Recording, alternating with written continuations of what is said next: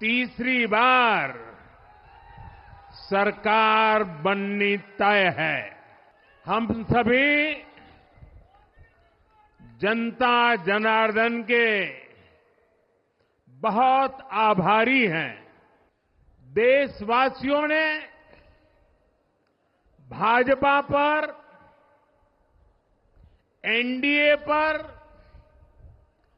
पूर्ण विश्वास जताया है। आज की ये विजय दुनिया के सबसे बड़े लोकतंत्र की जीत है। ये चुनाव इंडिया गठबंधन और कांग्रेस पार्टी सिर्फ एक राजनीतिक दल के खिलाफ नहीं लड़ी थी। ये चुनाव हम बीजेपी, एक राजनीतिक दल, हिंदुस्तान के इंस्टीट्यूशंस, हिंदुस्तान का जो पूरा गवर्नेंस का स्ट्रक्चर है, इंटेलिजेंस एजेंसीज, सीबीआई, ईडी, ये सब, आधी जुडिशरी, इन सब के खिलाफ हम लड़े थे। लड़ाई संविधान को बचाने की थी। मेरे माइंड में था कि हिंदुस्तान की जनता अपने संविधान के लिए एक साथ खड़ी होकर लड़ जाएगी। तो जैसे कि आपने इस वीडियो में देखा कि नरेंद्र मोदी को बहुत एतमाद था कि वो एक पूरी मेजॉरिटी लेकर एक तीसरी बार हुकूमत करेंगे।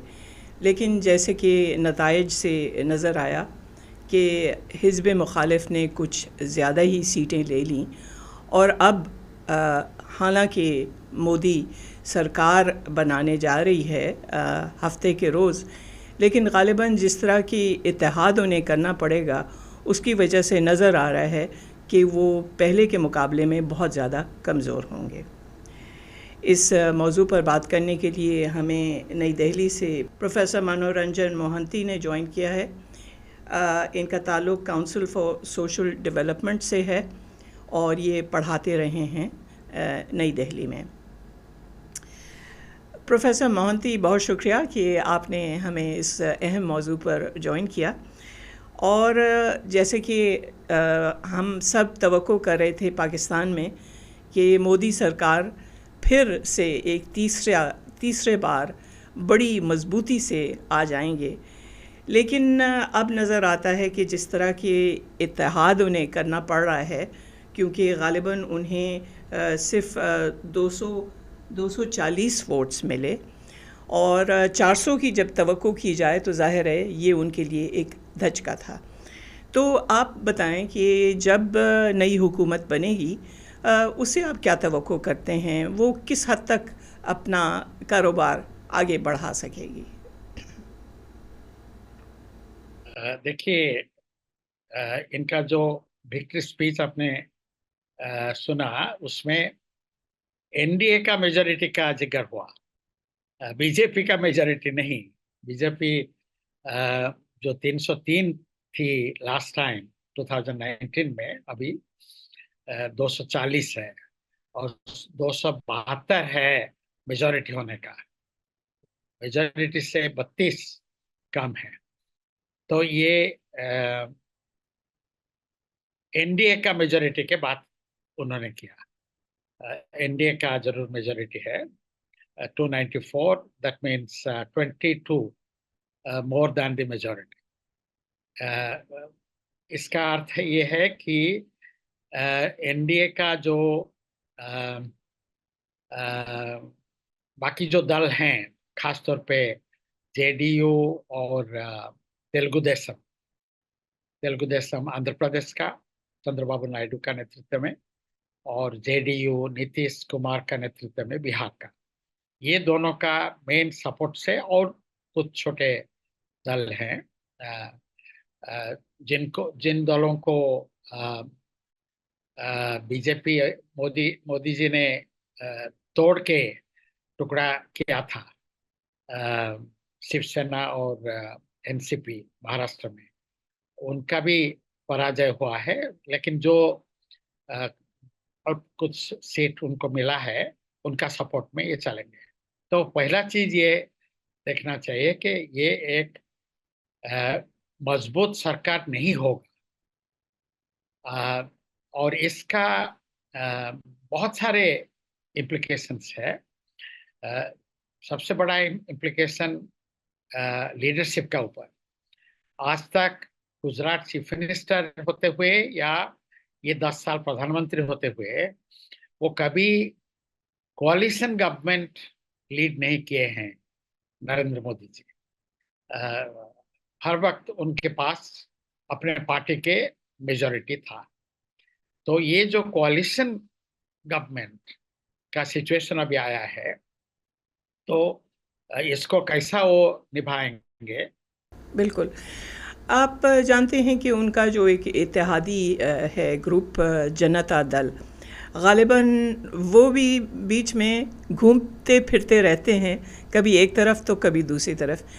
पाकिस्तान में इस तरह की चीज़ें जो हैं बहुत होती हैं, जिसको हॉर्स ट्रेडिंग कहते हैं, कि आपने ज़बरदस्ती किसी को ख़रीद लिया।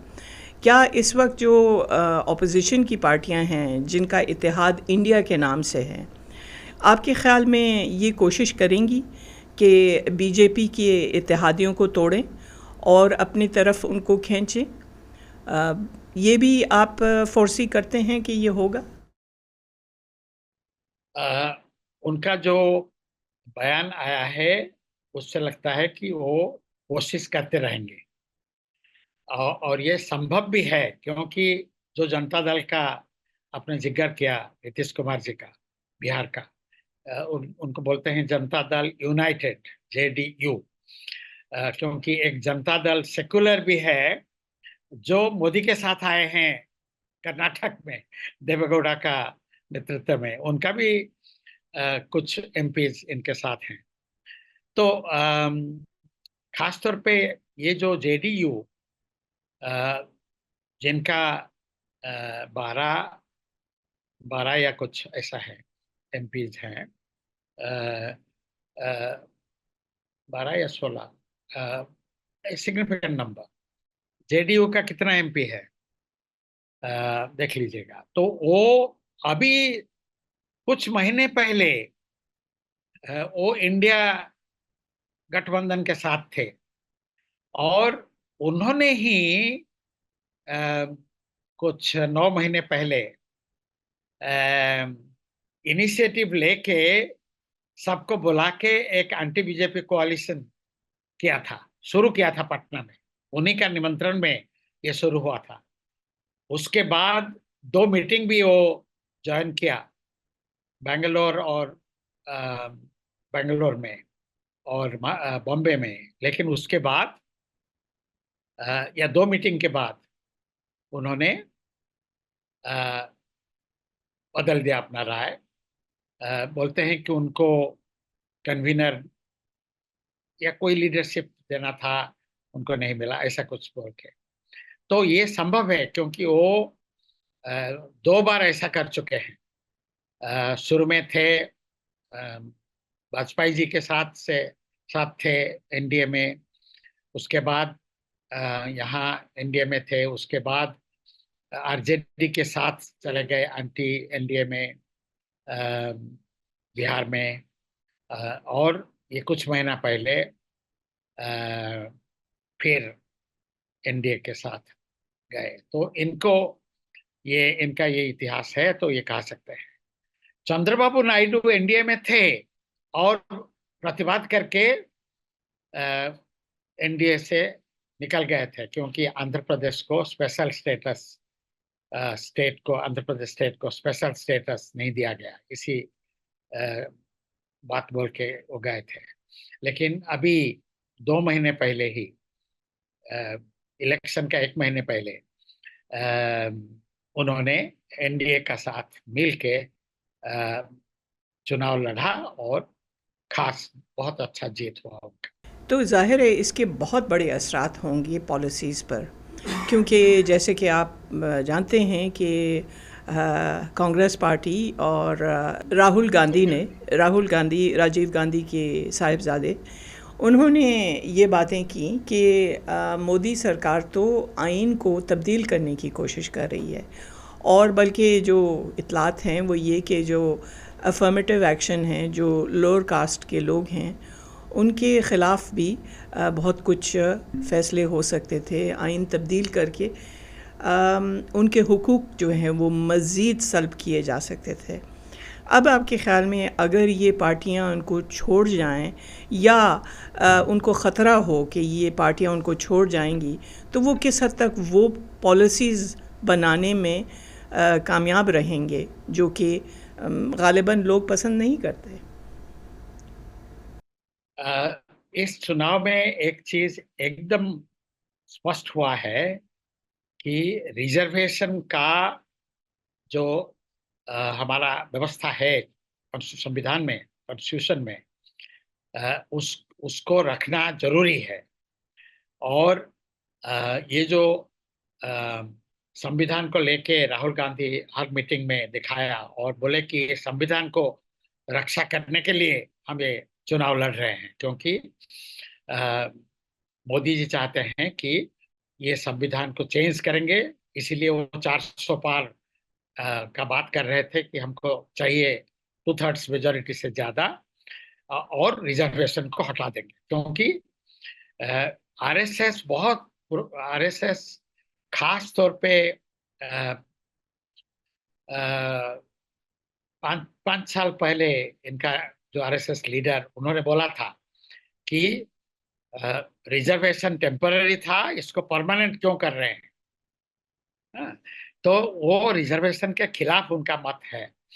तो ये सबको पता है कि ये सिर्फ चुनाव के लिए मोबिलाइज करते हैं, टिकट देते हैं ओबीसी और एससी, शेड्यूल कास्ट वगैरह को, शेड्यूल ट्राइब को, लेकिन इनका रिजर्वेशन में आस्था नहीं है। तो इसीलिए अब क्लियर है कि इनका जो हार हुआ है खासतौर पे यूपी में, ये इसी कारण के लिए, क्योंकि ओबीसी जो पिछड़े वर्ग के लोग हैं, दलित जो शेड्यूल कास्ट हैं, और ये दोनों एकदम खिलाफ थे, और मुसलमानों के खिलाफ ये इतना सारा चीज बोले हैं। ये तीनों मिल के बीजेपी को बहुत सीट में हराया, इसीलिए उनका सबसे कम हो गया। मैं यही मुसलमानों का आपने ज़िक्र किया, और ज़ाहिर है पाकिस्तान इस बात को बहुत ही गौर से देख रहा है कि 1992 में बाबरी मस्जिद को तोड़ा गया अयोध्या में। अब ये मोदी सरकार का ये कहना था कि इसकी जगह पर राम मंदिर तामीर किया जाएगा, बल्कि जनवरी के महीने में इसी साल उन्होंने ये जो मंदिर तामीर किया, तो ज़ाहिर है वो चाहते थे कि जो शिद्दत पसंद हिंदू कौम परस्त हैं वो उनको वोट दें। लेकिन जो हमने नताइज देखे हैं अयोध्या में, ऐसा नहीं हुआ। आपका तज्ज़िया क्या है कि ऐसा क्यों हुआ कि उनको उतने वोट्स नहीं मिले जिनकी उनको तवक्को थी? क्योंकि ये जो हिंदुत्व का प्रोग्राम बना के इन्होंने सारा देश में कोशिश किया, ये फेल हुआ है। आपको पता होगा कि अयोध्या में फैजाबाद लोकसभा सीट में ही बीजेपी हार गया, वहां से समाजवादी पार्टी जीता है, क्योंकि उनका उसी के एरिया के लोग बोलते हैं हमको तो नौकरी नहीं है, हमारे लिए नौकरी नहीं है, हमारा कोई डेवलपमेंट नहीं है, और इससे हमारा क्या हुआ, ये बाहर के लोगों को दिखाने के लिए इनका इसका माने है कि राम मंदिर प्रतिष्ठा का जो ये सोचे थे कि इसका असर इतना बढ़िया होगा कि इनको इसीलिए सारा देश में वोट मिलेगा, ये बिल्कुल ठीक नहीं निकला। और यूपी में इसका क्लियर एविडेंस हमको देखने मिला। लेकिन बहुत जगह उनका जो फर्स्ट राउंड के बाद जो एंटी मुस्लिम स्पीचेस बढ़ते रहा, उसमें लोग और ज्यादा नाराज हो गए। बहुत सारे लोग और नाराज हुए कि ये हम तो इकट्ठा रहना चाहते हैं, हमारा सब ठीक चल रहा है, at the grass root level हम सब मिलके रहते हैं, काम करते हैं। अब क्यों बार बार ये मुद्दा उठा के सब, तो लोग बहुत सारी जगह इसको तो ओपनली प्रकाश नहीं किया, लेकिन वोट में उसको उसका प्रकाश किया। तो इसीलिए ये जो हिंदुत्व का जो राम जन्मभूमि एजेंडा, ये इसको मानना पड़ेगा कि ये जो दौरा था 92 से 2004 तक, ये एक अध्याय कंप्लीट हो गया। ये इसका और असर भविष्य में बहुत कम पड़ेगा। हमने जो अखबारात में ख़बरें पढ़ी हैं वो ये कि महंगाई, अफरात ज़र और बेरोज़गारी ये भी बड़े इश्यूज़ थे इन इंतखाबात में। लेकिन ये बताएं कि भारत का जो इमेज है जो सारी दुनिया में और ख़ास तौर पे मगरिब में है, वो ये है कि एक बड़ी इस वक्त एक ख़ित्ते में एक बड़ी ताकत बन गया है, और जहाँ आईटी बहुत तेज़ी से जो है वो तरक्की कर रहा है, और चीन के बाद इसको जिसे कहते हैं फास्टेस्ट ग्रोइंग इकोनॉमीज़ में इसका शुमार होता है। तो ये जो तसव्वुर सारी दुनिया को मिलता है और जो हकीकत है जिसकी वजह से लोगों ने मोदी सरकार को फुल एक तीसरा टर्म नहीं दिया, इसमें आप जो तज़ाद है वो किस तरह से इसका तज्जिया करते हैं? हाँ, ये बहुत महत्वपूर्ण सवाल है, क्योंकि वही बेरोजगारी और महंगाई, ये दोनों बहुत कॉन्क्रीट मुद्दे थे जिसको सारे अपोजिशंस उठाए। और जो युवा पीढ़ी है, क्योंकि इंडिया, पाकिस्तान, बांग्लादेश, ये सब हमारा यंग कंट्रीज हैं, यूथ पॉपुलेशन बहुत हैं। और और हमारा अनएम्प्लॉयमेंट डेटा जो है, अनएम्प्लॉयमेंट हमारा 45 साल में सबसे ज्यादा है। It was never so high, इतना अनएम्प्लॉय। और ग्रेजुएट अनएम्प्लॉयमेंट 60% है, बहुत बहुत है।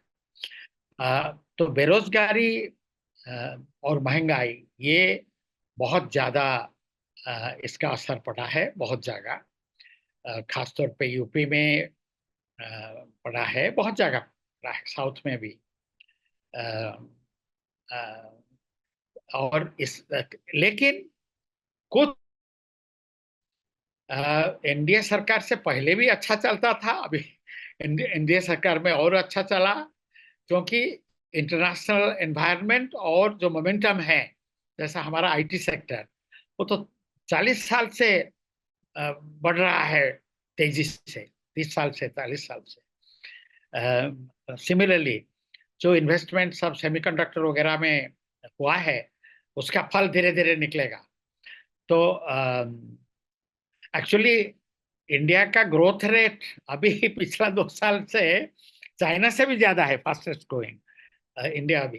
लेकिन इसका माने नहीं है कि यहाँ का जो इकोनॉमिक प्रॉब्लम्स वो कुछ कम है। इसीलिए हम बोलते हैं, और ये बहुत बड़ा मुद्दा था, इनइक्वालिटी। हमारे business, particularly monopoly business class, big business classes or big industries, they are doing very well, particularly selected industries. Ambani Industries, Adani Industries, to some extent Tata's, they are doing very well. So they hike up the growth rate, you see. Whereas unemployment, rural distress, ये बहुत बड़ा problem है। खासतौर पे किसान का जो गुस्सा, इसको ये हम देखा, यहाँ पे यूपी में देखा, पंजाब में भी देखा, यूपी, पंजाब, हरियाणा में भी देखा। हरियाणा में भी पिछले दफा वो 10 से 10 उनको मिला था, अभी 5 मिला है। दिल्ली में 7 से 7 बीजेपी को मिला है, लेकिन फिर भी अपोजिशन पहले से बहुत अच्छा किया है। यहाँ का डायनामिक्स, दिल्ली का डायनामिक्स कुछ अलग है। ये जो आप और कांग्रेस का अ, मिलन हुआ यहाँ पे, लेकिन उनका मोबिलाइजेशन ट्रांसफर नहीं हुआ। तो इसीलिए महंगाई, बेरोजगारी और किसान का जो आक्रोश और यूथ्स प्रॉब्लम्स, ये बहुत बड़ा प्रॉब्लम्स है। हम क्योंकि पाकिस्तान में बहुत दिलचस्पी से नताइज को देख रहे हैं और जिस तरह हुकूमत बनने जा रही है, हमें मालूम है कि मोदी सरकार ने पाकिस्तानियों को और मुसलमानों को घुसपैठिया कहकर और हर तरह के अल्फाज जो हैं जो इस्तेमाल किए हैं। अब जब वो इतने मज़बूत नहीं रहे और उन्हें अलाइंसेस करने पड़ रहे हैं, आप समझते हैं कि इनके ताल्लुकात मुसलमानों के साथ और ज़ाहिर है पाकिस्तान के साथ किसी हद तक नरम पड़ेंगे? मेरा उम्मीद है कि ये जो जेडीयू और टीडीपी, चंद्रबाबू नायडू का जो सपोर्ट दिया है, और जेडीयू नीतीश कुमार का, ये दोनों बहुत सेकुलर हैं। उनका लोकल मुस्लिम सपोर्ट भी मिलता है। हाँ? और कि ये जो anti Muslim, anti Pakistan, anti Muslim agenda जो बीजेपी का खास तौर पे इस कैंपेन में मोदी जी का जो स्टेटमेंट रहा, जिसके लिए शर्मिंदा, उनको तो शर्मिंदा लगा कि इस तरह का हमारे प्राइम मिनिस्टर बोला। तो मुझे लगता है कि बीजेपी में भी बहुत लोग हैं जो जिनको ये ठीक नहीं लगा है। तो इसीलिए इसको एक चुनावी फेनोमेनन कुछ हाल तक हम ले सकते हैं, क्योंकि ये जो फर्स्ट टर्म में मोदी जी का जो पहला 2-3 साल में जिस जिस तरह का एंटी मुस्लिम वेव चल रहा था, लिंचिंग वगैरह हो रहा था, उसके बाद देश में इतना रेजिस्टेंस आया उस तरह का पॉलिसी का, बहुत सारे चेंज हुआ, बहुत सारे पॉलिसी चेंज हुआ। तो इसीलिए इंडिया का secularism is very well founded, और यहाँ inter community faith is very well established. और ये जो सेक्टरियनिज्म मोबिलाइजेशन के जरिया होता है और चुनाव के लिए ज्यादा हो जाता है, इसको ठीक पर्सपेक्टिव में हम देखना चाहिए। तो मेरा उम्मीद है कि ये जो एंटी मुस्लिम, एंटी पाकिस्तान, मैंने sometimes extreme statements have been made, you know, about Rahul Gandhi being pro-Pakistan and so on. I mean, Pakistanis are celebrating Rahul's victory, etc. ये सब इस तरह का casual statement. I mean, so many Indians are celebrating Rahul's victory, or India coalition's improvement, significant improvement as a challenger to the NDA. तो अभी जो balance आया है इंडियन पॉलिटिक्स में, वो इंडियन डेमोक्रेटिक प्रोसेस का एक वाइटलिटी दिखाया है। इस प्रोसेस में बहुत कमियां हैं, लेकिन फ्री एंड फेयर इलेक्शन हुआ है।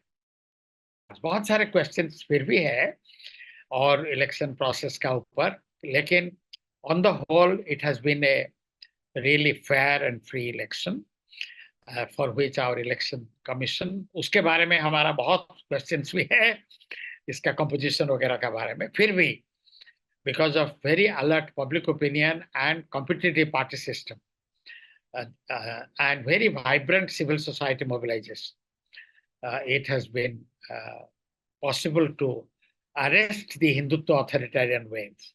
ये सिर्फ अरेस्ट किया गया है, डिफीट, इसको पूरा डिफीट मत मानिएगा, मैं तो इसको पूरा डिफीट नहीं मानता हूं। हिंदुत्व ऑथोरिटेरियनिज्म को चेक किया गया है, एक चैलेंज किया गया है, और इसमें से अगर मोदी का लीडरशिप कुछ लेसन्स लेंगे तो democracy will be more functional, more vibrant. There will be many policies based on consensus. लेकिन के लिए कभी कोशिश नहीं किया है. पिछला पार्लियामेंट में opposition was ignored. They were not given time to speak. They had to boycott the parliament very often. They had to walk out. तो अभी opposition इतना strong आया है, ये स्थिति नहीं रहेगा. पार्लियामेंट में जरूर बहस होगा, ये हमारा उम्मीद है. So we are happy about the Indian democracy's functioning significance. ज़ाहिर है और पाकिस्तान भी बहुत ही दिलचस्पी से देख रहा है कि पिछले 10 सालों में जो मोदी का ग्रिप रहा था इंडियन सियासत पर, तो इसके कमज़ोर पड़ने से क्या पाकिस्तान और उसके नेबर्स को क्या फ़ायदा होगा. लेकिन इस प्रोग्राम को यहाँ ख़त्म करते हैं और आपका शुक्रिया अदा करते हैं प्रोफेसर मोहंती, जिन्होंने हमें. उम्मीद है कि Pakistan civil society, Indian civil society will work together for democracy and peace between the two countries, and we should restore our communications and visits. And as a member of the Pakistan India People's Forum for Peace and Democracy, I would wait to see more and more exchanges to be resumed. I wish you all. बहुत शुक्रिया आपका professor Mohanty, जो Delhi university में पढ़ाया करते थे, और हमारी तरफ से खुदा हाफिज़.